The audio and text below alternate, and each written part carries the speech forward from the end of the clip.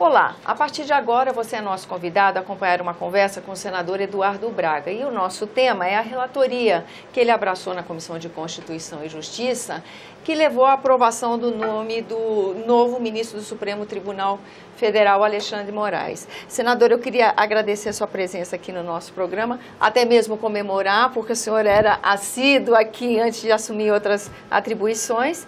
Começar perguntando para o senhor justamente sobre essa experiência dessa relatoria. O ambiente, a discussão, a chegada a uma conclusão com relação à indicação do presidente Temer, ela foi mais harmônica, foi mais tranquila do que o senhor esperava? Como é que foi seu trabalho nessa relatoria? O trabalho foi muito bom.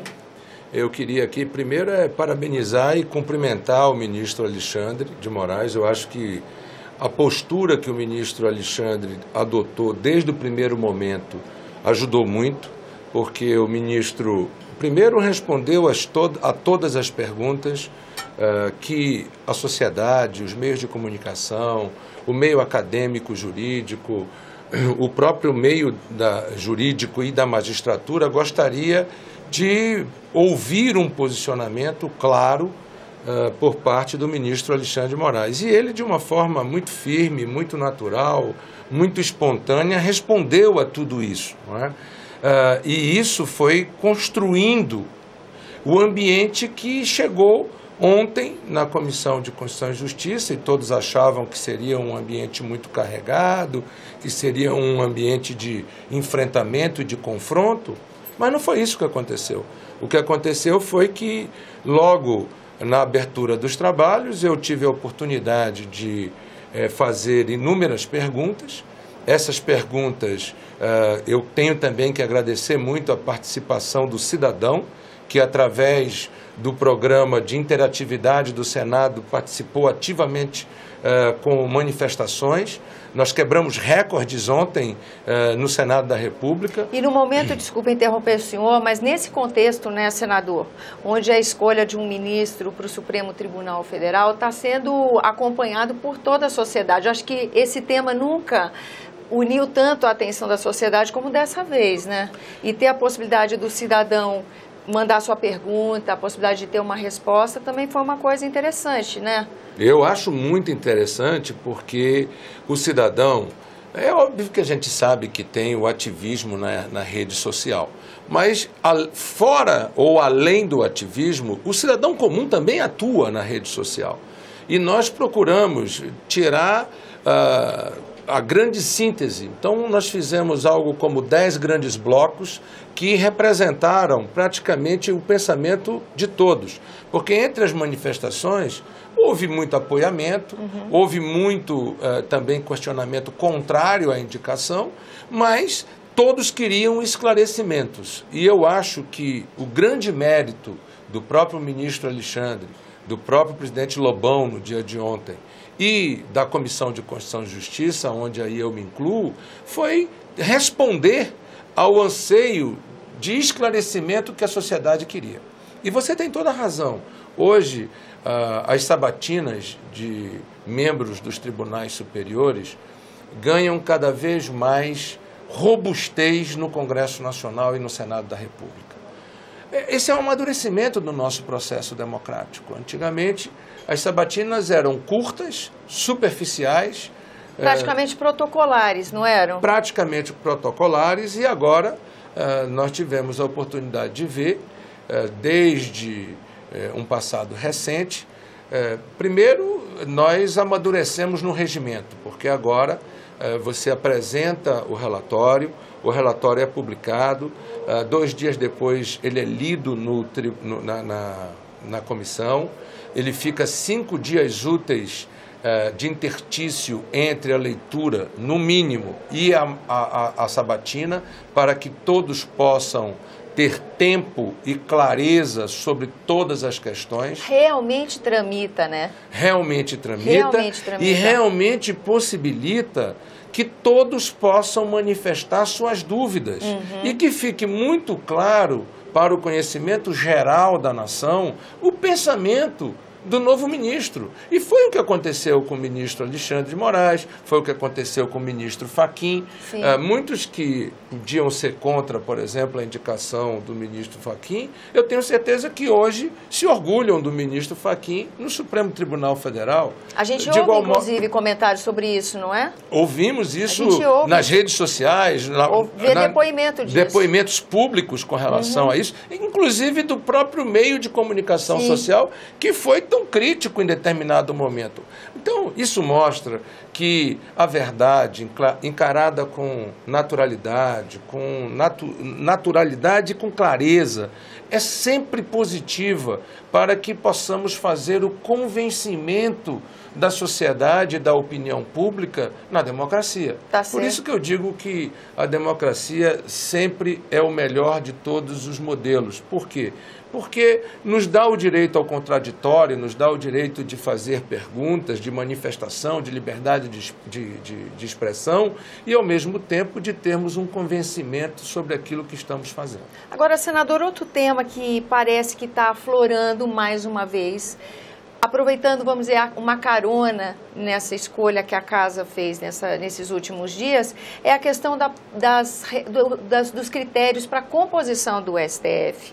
Não é? Esse é um assunto que voltou com alguma força em função dessa votação de ontem e hoje, não é? O que eu acho que já há algum tempo vem sendo discutido é a metodologia que nós, na nossa democracia e no nosso sistema, usamos para a composição do Supremo Tribunal Federal e das Cortes Superiores, dos Tribunais Superiores.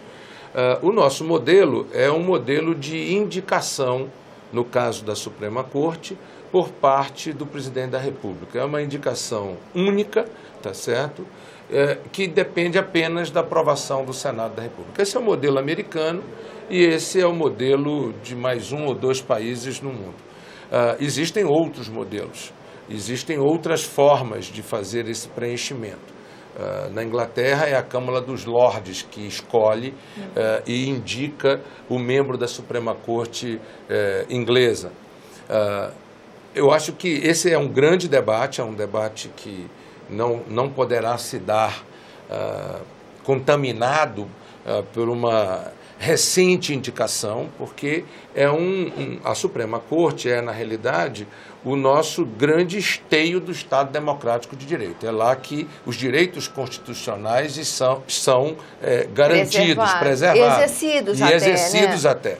Então, eu acho que é bom o debate, eu acho que essa é uma questão que precisa ser efetivamente aprofundada e debatida, para que, em tempo certo e em momento maduro, o Senado da República e o Congresso Nacional possam se manifestar sobre o tema. O senhor particularmente tem uma opinião a respeito desse tema? Já amadureceu ou acha que é bom ainda o debate na casa? Não tenho. Eu acho que é bom o debate não só na casa, como na sociedade brasileira. Porque, veja, o brasileiro ele tem um comportamento na democracia que é muito diferente de outros países. O brasileiro, por exemplo, não vota em partidos, ele vota em pessoas. Verdade. Não é à toa que o Brasil tem hoje a quantidade de partidos que nós temos. Nós temos 35 partidos oficialmente, com representação no Senado são mais de 20 partidos, e tramitando para serem legalizados no TSE, no Tribunal Superior Eleitoral, nós temos outra dúzia de partidos. E o brasileiro vota nos candidatos, ele não vota nos partidos. E isso é uma característica do povo brasileiro. Outra característica do povo brasileiro é a questão do presidencialismo. Todas as vezes em que nós tentamos fazer o parlamentarismo no Brasil, o parlamentarismo teve vida muito curta no Brasil. E a população não se adaptou. Em alguns países, o parlamentarismo é conhecido como um regime estável, um regime que dá soluções para os impasses, etc. O Brasil não exerceu dessa forma. Tivemos muita instabilidade com o parlamentarismo, em que pese eu, particularmente, tenha uma admiração pelo parlamentarismo. é um tipo de representatividade importante. É que nem a questão do voto distrital e do voto universal. Realmente. São duas questões que o Brasil... São determinantes para a dinâmica que se estabelece depois, né? Portanto, o que nós estamos aqui falando, tangenciando, é, na realidade, o sistema político e o sistema de representatividade na democracia brasileira.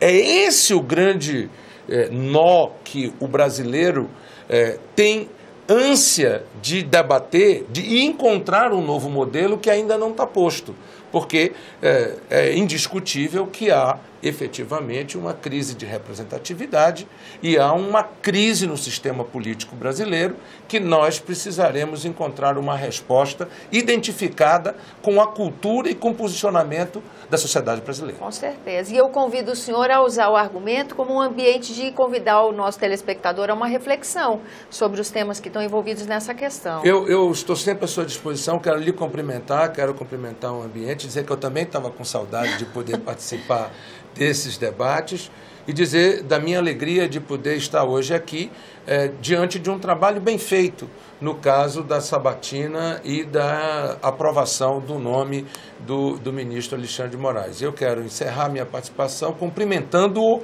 pela aprovação do seu nome de uma forma, diria eu, majoritária e bastante harmoniosa dentro do Congresso Nacional, dentro do Senado da República, melhor dito, desejando a ele, portanto, um bom exercício na sua função de ministro do Supremo. Senador, muito grata pela sua presença aqui no nosso programa. Eu agradeço também a você que nos acompanha. Lembrando que esse é o programa Argumento e que você é o nosso convidado a fazer sugestões e críticas ao trabalho da TV Senado pelo 0800 61 2211, que é uma ligação gratuita. Lembro a você que há também a possibilidade de rever esse ou outro dos nossos programas pelo endereço eletrônico senado.leg.br/TV. Até a próxima.